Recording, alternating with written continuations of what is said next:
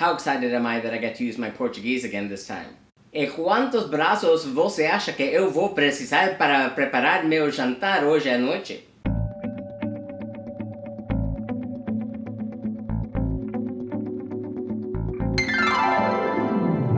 And welcome back to Cliffyland. This is Week in Country number 139 on our second attempt of cooking food of every single country in the world. And tonight we're up to the nation of Portugal. Portugal, located primarily on the Iberian Peninsula on the Atlantic Ocean and bordered by Spain, also includes a couple islands in there also, is one of the oldest nations in the world, and it has a really delicious cuisine that is heavily influenced by the Mediterranean tradition and features lots of ingredients and spices and dishes from all over the world, owing to the fact that it was once the center of a huge global empire. There are lots of spices like piri-piri from Africa and dishes like feijoada from Brazil that really round out the cuisine. But if we're looking specifically at traditional Portuguese dishes, you're going to see a lot of things that involve one particular ingredient, and that is bacalhau, also known as salted cod. In fact, there's so many national dishes for bacalhau in Portugal that you can make one for every day of the year and still not be done. We're only going to try one this time. Also, there are a lot of dishes involving seafood and olive oil and garlic, in addition to beef and pork dishes. So tonight we're going to try to recreate two of the dishes we did last time. So let's take a look and see how things went when we tried things then.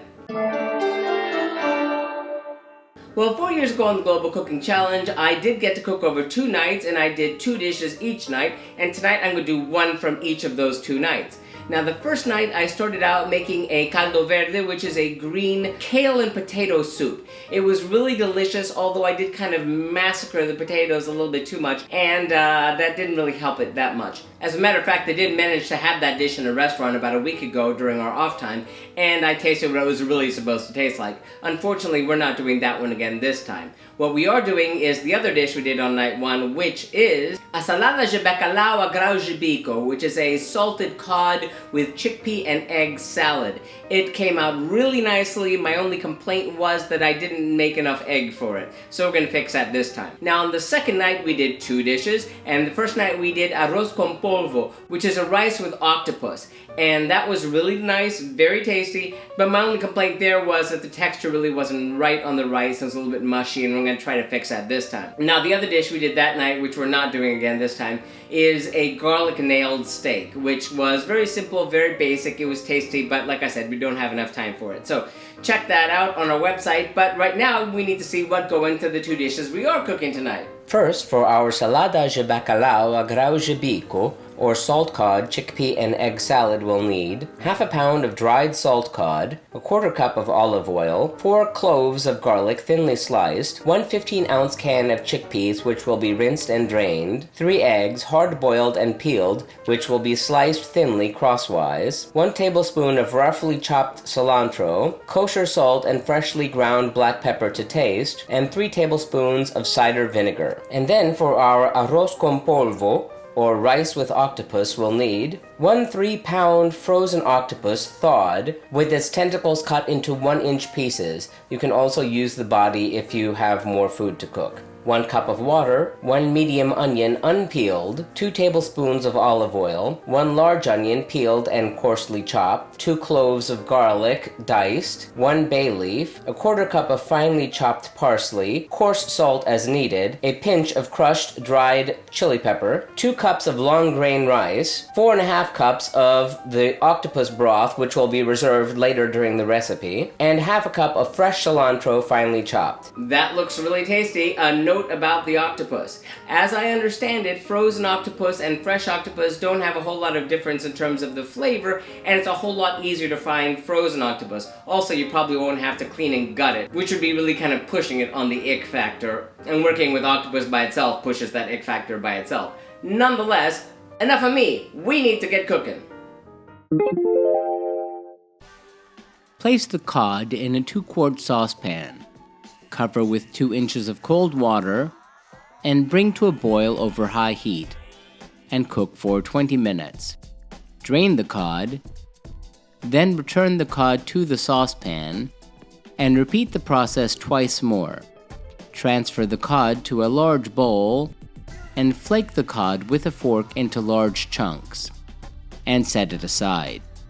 Then heat the oil in a 1-quart saucepan over medium heat. Add the garlic and cook until the garlic is crisp and golden brown, about 2 minutes. Using a slotted spoon, transfer the garlic to the bowl with the cod. Set the oil aside and let it cool. Then to the bowl with the cod add eggs, cilantro, salt, pepper, and the chickpeas. Whisk the vinegar with the reserved oil, and then add this mixture to the cod mixture. Toss to coat, and serve cold or at room temperature. In a pot, combine the water, unpeeled onion, and the octopus pieces, and cover tightly. And bring to a boil over medium-high heat for 10 minutes to sweat it.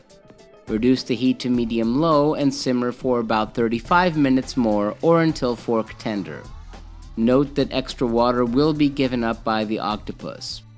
While the octopus is simmering, heat the olive oil in a separate pot and add the chopped onion, garlic, bay leaf, parsley, and chili pepper.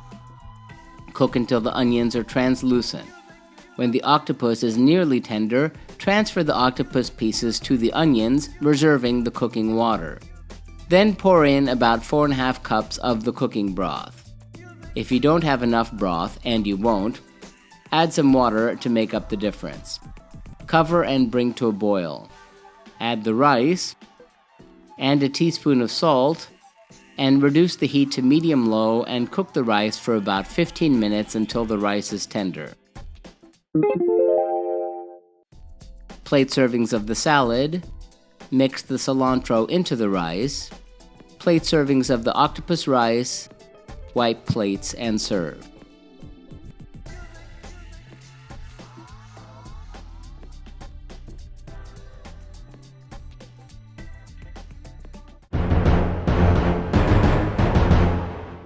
How'd that all turn out? Well, it was savory, it was really delicious. We're going to start off with the Arroz con Polvo, the octopus with rice. That was very nice. It was a little bit salty, as expected, because it is a seafood and the octopus, does release a lot of the salt when you cook it down. But it was very nice, and the fact that the rice wasn't mushy was a big plus because I rinsed it this time. And my only complaint there, though, that it was kind of a one-note dish. It didn't have a whole lot of variety in terms of texture. It could have probably used something with some crunch and maybe some acid, but that wasn't in the recipe. So if I was going to experiment, I would try that, but I'm going to give the octopus with the rice 4 out of 5 globes. Very tasty. Looking forward to those leftovers. But let's talk about that Salada de Bacalhau a Grão-de-Bico. That salad was superb. It was really delicious. Working with salted cod, having eaten it all my life, I know it can be pretty tricky in that sometimes it's way too salty, and if you try to fix that in the preparation, sometimes it's not salty enough, as I've made that mistake before.